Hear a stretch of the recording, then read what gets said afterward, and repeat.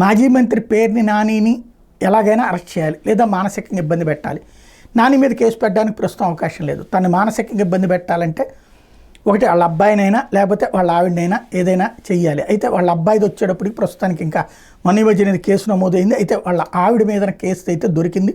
ఒక పాయింట్ ఏదైతే రేషన్ అక్కడ ఉన్నటువంటి డిపో నుంచి మిస్ అయినటువంటి అంశం, దీని మీదన తాజాగా పేరు నాని సతీమణి జయసుధ ముందస్తు బెయిల్ మీదన ఉత్కంఠ కొనసాగుతోంది.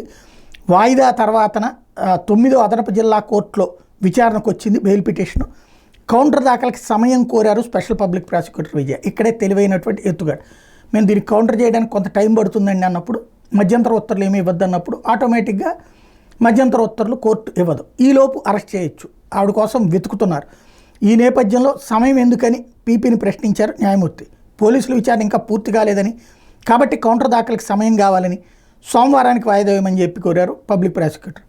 అయితే నేను వాయిదా వేస్తాను, కానీ ఈలోపుగా సోమవారం లోపు పేర్ని జయసుధ అరెస్ట్ చెయ్యమని చెప్పి మెమో ఇవ్వమని చెప్పి అడిగారు. అంటే ఓ రకంగా చెప్పాలంటే పరోక్ష అరెస్ట్ స్టే అనమాట.